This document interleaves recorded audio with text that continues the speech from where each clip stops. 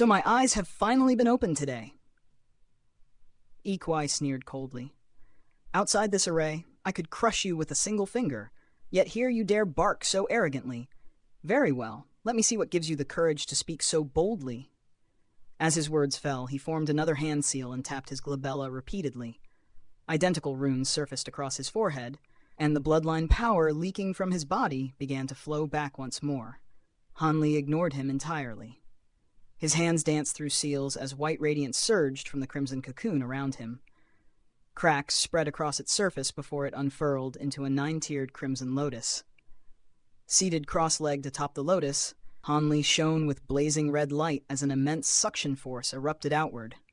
The bloodline power that had just returned to E Kuai suddenly reversed course, roaring out of him like a furious dragon and plunging straight into the lotus.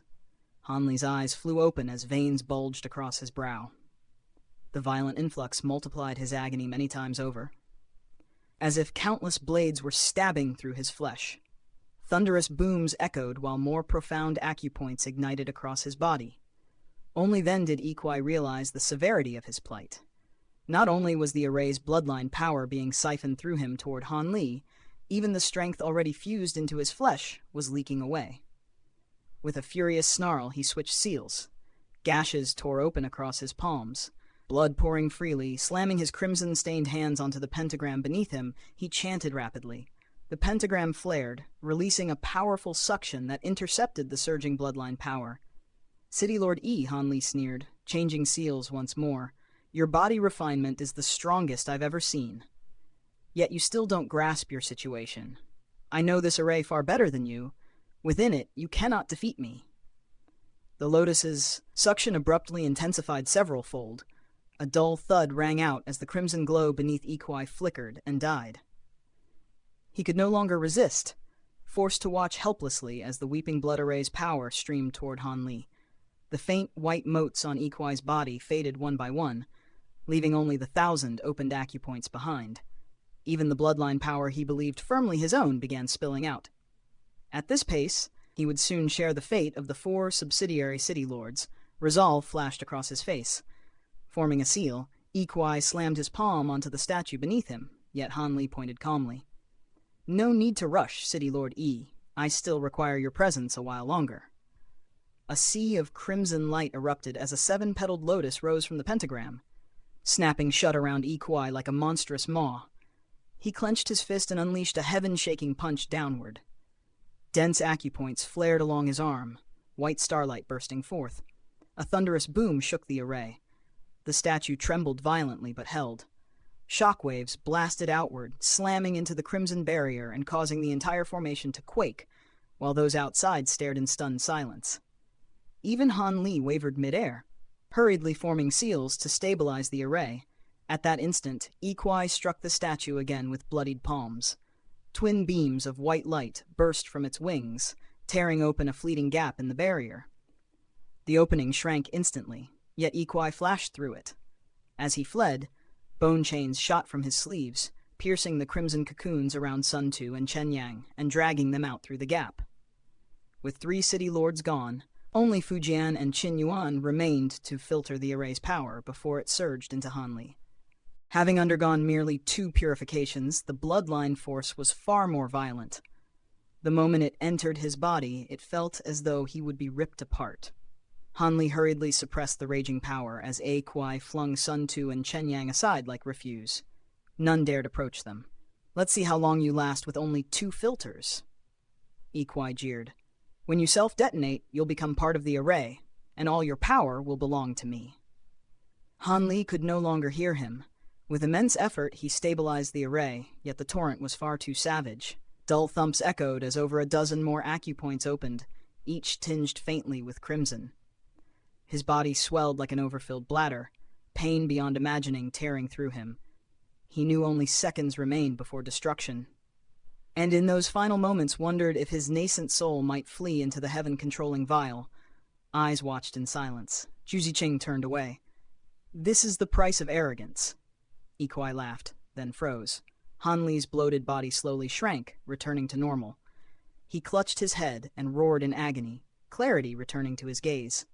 Hidden within him, a small green vial devoured the violent power like a bottomless abyss. The agony on his face was merely an act. Nearly all the force was swallowed by the heaven-controlling vial. How can this be? He shouldn't last this long, E Kuai roared. Shock rippled through the onlookers. Then E Kuai vanished, reappearing behind Qin Yuan's statue. Let's see if you endure after I dispose of these two as well, he sneered. Crack after crack rang from E Kuai's joints as he spoke, his body swelling several feet taller. Imitating Han Li's earlier act, he thrust out a hand, forcing his palm into the crimson radiance until it pierced through and touched the statue within. The instant his fingers met the statue, he clenched them violently, puncturing the barrier outright, and pressing his hand firmly against the stone form. An urgent incantation spilled from his lips, and the statue trembled as the crimson glow pouring from it dimmed at once.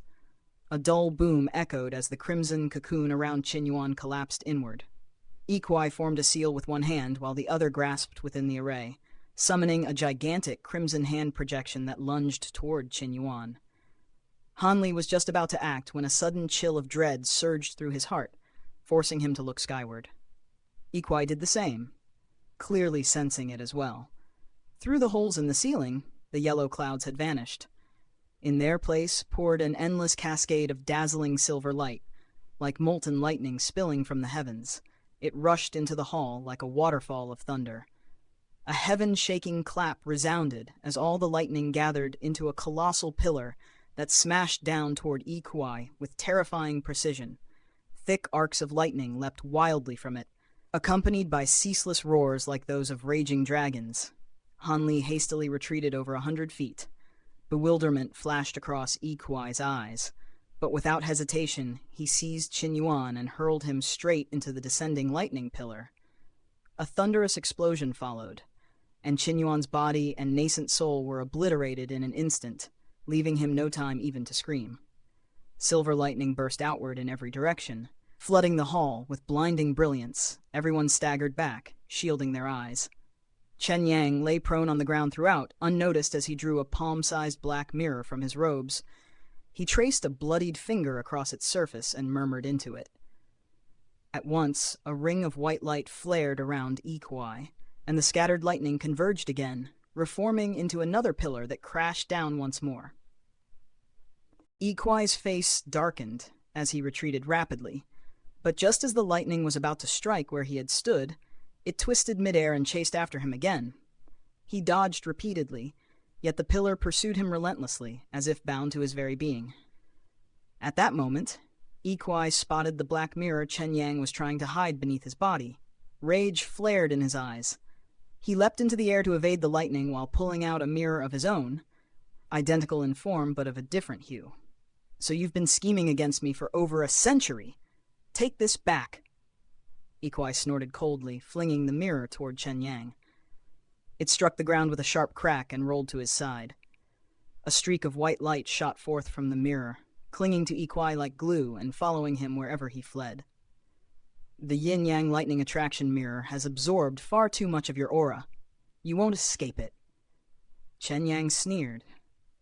E Kuai burned with fury, but the pursuing lightning left him no time to retaliate. No one knew the origin of these lightning pillars, yet their might was evident from the caution in E Kuai's movements. After several more evasions with no sign of the lightning weakening, resolve hardened in his gaze, he drifted onto the altar and ceased retreating. More than 1,000 profound acupoints across his body flared with radiant light. A blazing mantle of white starlight enveloped him as he lowered his stance and hurled a punch directly at the charging pillar. A deafening boom shook the hall as the lightning collapsed into a massive sphere, swallowing E Kuai whole. Silver arcs lashed violently through the air, warping space itself and tearing open countless tiny rifts. The crimson barrier shuddered, nearly tearing apart, yet endured by drawing upon the bloodline power of the array. Han Li stared upward in shock. The sea of yellow clouds had returned above, and at its center yawned a vast black hole. He immediately reinforced the crimson barrier around the weeping blood array with all his strength, ready to flee at the slightest change. After nearly 20 breaths, the lightning sphere dispersed, revealing E Kuai still standing, his acupoints glowing brightly. Yet his right arm, which had taken the brunt of the blow, was charred black. He exhaled a plume of white smoke, and in the next instant, that arm crumbled into ash.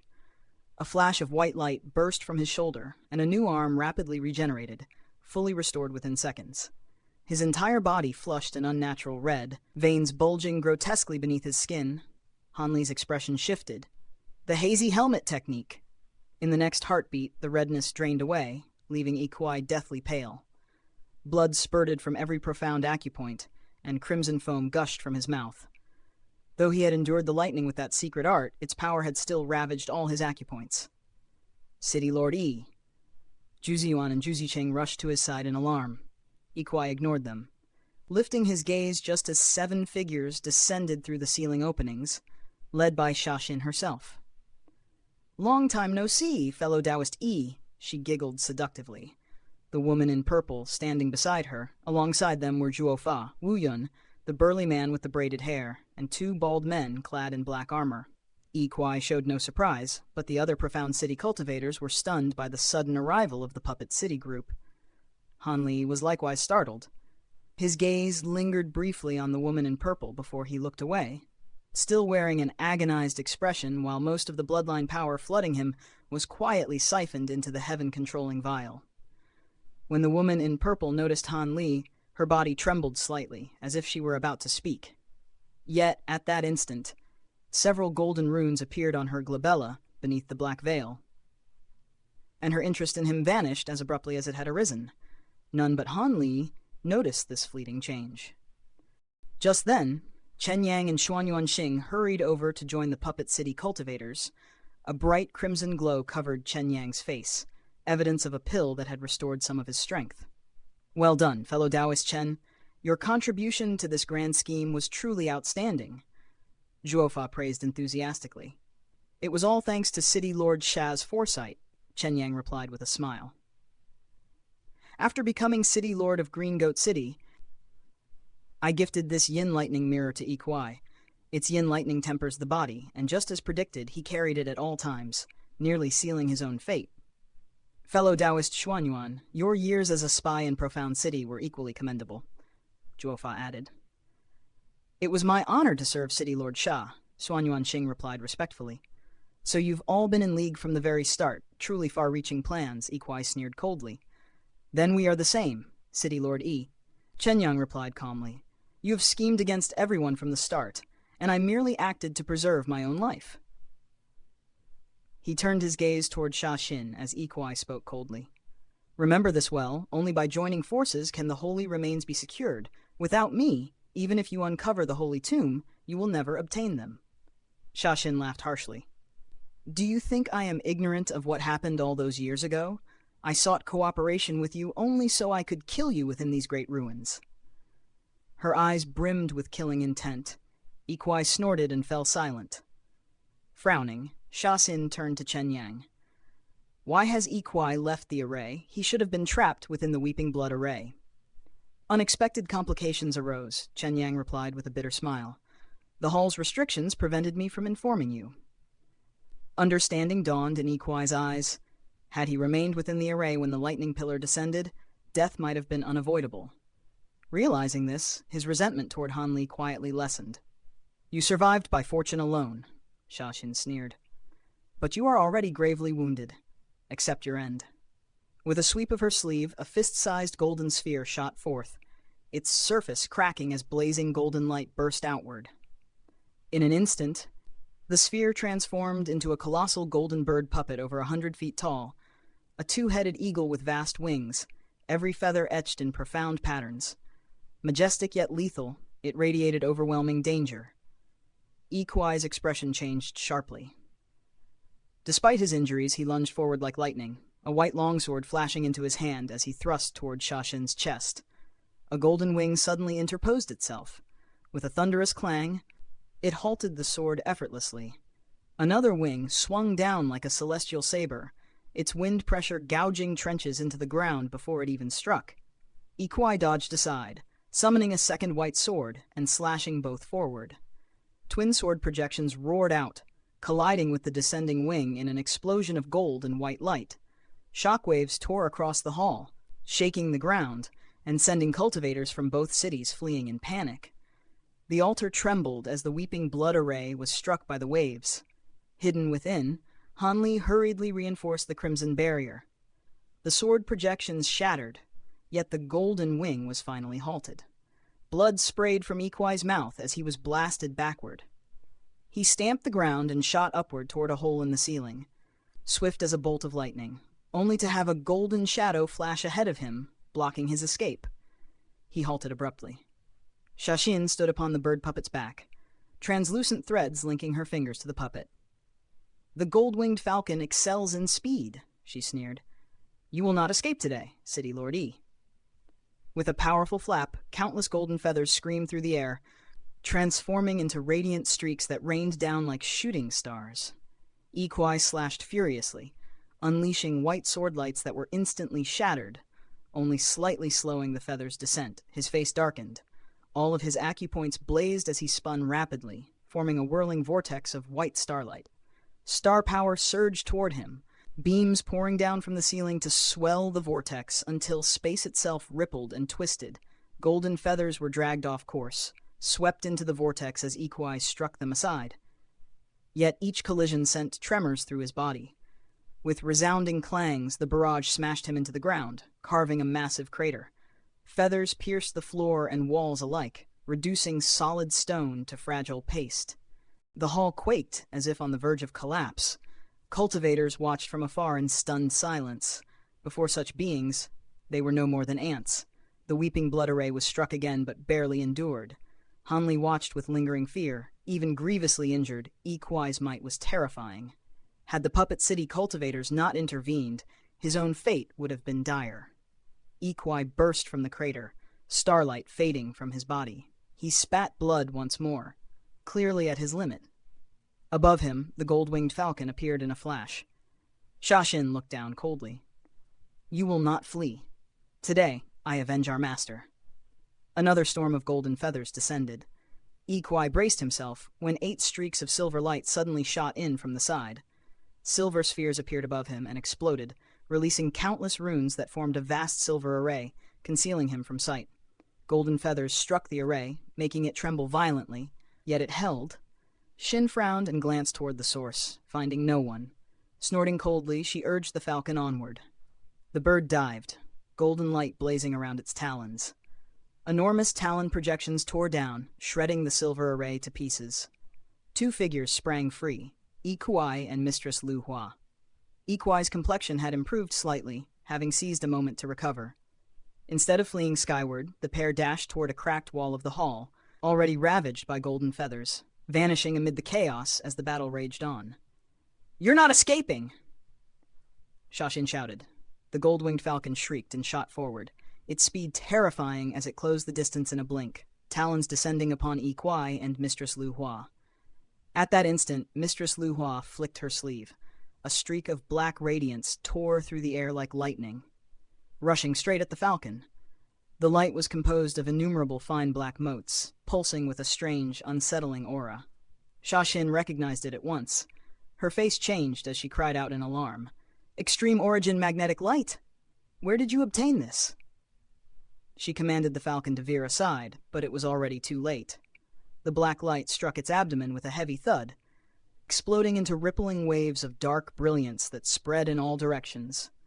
The gold-winged falcon stiffened instantly, shrill grinding noises echoing from within, as if its inner mechanisms were seized and torn apart.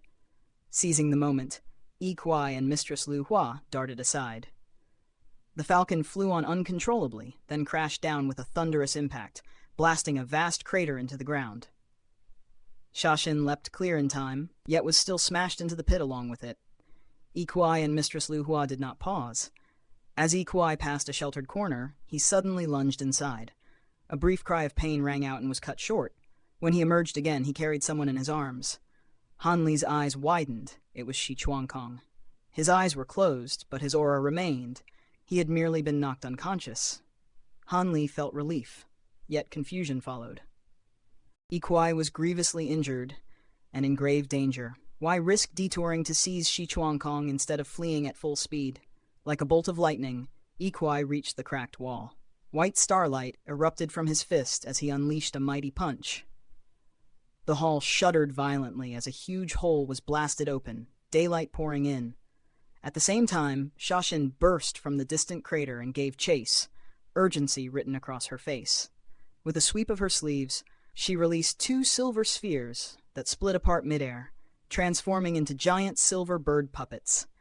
Their wings beat furiously as they pursued, silver light flashing while countless sharp spikes rained down through the air.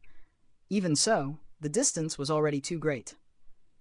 E Kuai and Mistress Lu Hua slipped through the hole before the barrage could reach them. The silver spikes hammered into the wall, punching it full of holes. The 2 bird puppets, similar in shape to the gold-winged falcon but far weaker, could not halt their momentum and slammed into the opening. 2 deafening booms shook the building once more. The hole widened, yet not enough to let them pass through. The 2 puppets became wedged there, flailing helplessly in a rather absurd sight. Shashin arrived in a fury, rapidly forming seals. The puppets shrank back into silver spheres and flew into her hands. She turned sharply. "Xiaozi, Kunyu, come with me." "Zhuofa, I'll pursue E Kuai. I leave everything here to you, including control of the gold-winged falcon. Kill all the Profound City scoundrels." Fujian still lay trapped within his crimson cocoon, his aura faint and fading, death close at hand. Of the subsidiary city lords, Qinyuan was dead and Chen Yang had defected, leaving only Han Li, Sun Tu, Duan Tong, Zhu Ziyuan, and Zhu Ziqing. Duan Tong and the Zhu siblings paled, wanting to flee yet daring not to incur Shashin's wrath. Black light flickered over Sun Tu's body as he unleashed a secret art and forced himself upright, face grim. "Leave it to me, City Lord Sha," Zhuofa replied with a salute. The purple-robed woman and the burly Kunyu prepared to depart with Shashin. Han Li's gaze lingered on the woman Shashin called Xiaozi. Just as they were about to leave, Shashin seemed to sense it, and glanced his way. Han Li immediately looked aside, continuing his act of agony. A trace of doubt crossed Shashin's eyes, but she wasted no time and flew out through the wall, Xiaozi and Kunyu close behind. Zhuofa gestured, and Wu Yun, the 2 bald men, Chen Yang and Xuanyuan Xing moved to encircle Sun Tu and the others. The 4 Profound City cultivators grimly formed a tight circle. Within the Weeping Blood array, Han Li watched the purple-robed woman's retreating figure with conflicted eyes. He quickly steadied himself and continued absorbing the vast bloodline power. With Shashin and E Kuai gone, he no longer needed to pretend. He unleashed the heavenly baleful purgatory arts with full force. Crimson radiance burst from his body as one profound acupoint after another opened amid dull thuds. The array flared brilliantly, blood-red light spiraling into a roaring vortex. The Puppet City cultivators' attention snapped toward Han Li. Sun Tu and Duan Tong seized the chance to break out, while Zhu Ziyuan and Zhu Ziqing fled in another direction. Cursing his carelessness, Zhuofa chased Sun Tu and Duan Tong with one bald man, shouting, "Wu Yun, Hey go after the other 2, Chen Yang, Xuanyuan Xing, watch the array." Wu Yun and the bald man acknowledged and pursued the siblings, while Chen Yang and Xuanyuan Xing approached the array. Suddenly, a cold harumph rang beside their ears. It felt as though blazing daggers pierced their skulls. Before they could cry out, translucent chains shot from the array and vanished into their heads. Both froze instantly, rooted to the spot. All of this happened in a blink. To the others, it merely seemed that Chen Yang and Xuanyuan Xing were observing the formation. "Given our past, I won't kill you. Don't disturb me," Han Li said coldly, and continued channeling his art without pause. Sun Tu and Duan Tong rushed toward the breach in the wall, but their injuries slowed them. Halfway there, Zhuofa and the bald man intercepted them. With 2 thunderous booms, a colossal white wolf and a giant silver panther descended, blocking their path. Each puppet stood over 100 feet tall, casting vast shadows. Zhuofa and the bald man stood upon the beasts' heads.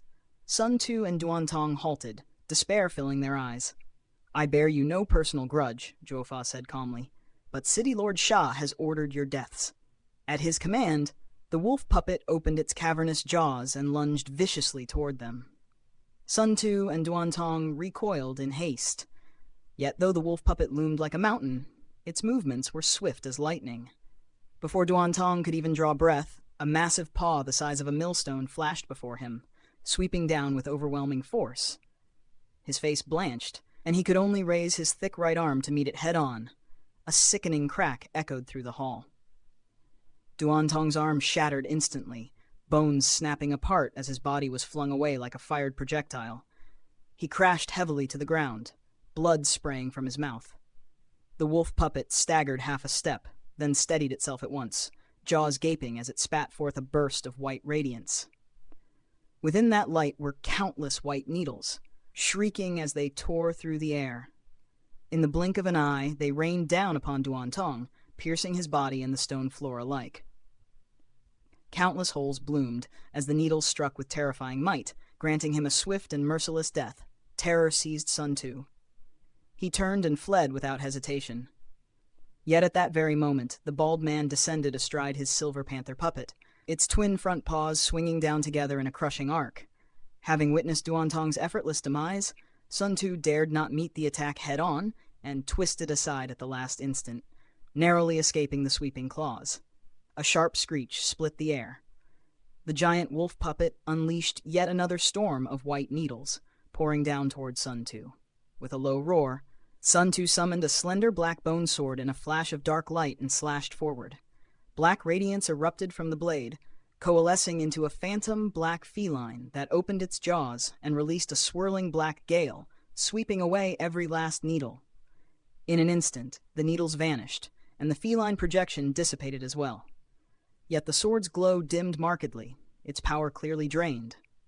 Sun Tu calmly flipped his hand, producing a white crystal, which he pressed into a groove in the sword's hilt. The crystal vanished, and the black light surged back to full brilliance. A flicker of surprise crossed Zhuofa's eyes, but he pressed on without pause. The giant wolf puppet lunged again, its speed vastly surpassing that of the silver panther. Sun Tu remained composed, dodging the sweeping claws once more. When the first strike failed, the wolf puppet kicked off the ground with its hind legs, hurling itself forward like a collapsing peak. Once again, Sun Tu barely escaped. Thus began a deadly dance. The wolf puppet charging again and again, Sun Tu slipping away by the narrowest margins. Though grievously injured, Sun Tu was still a city lord far stronger than Duantong, and the puppet struggled to fully pin him down.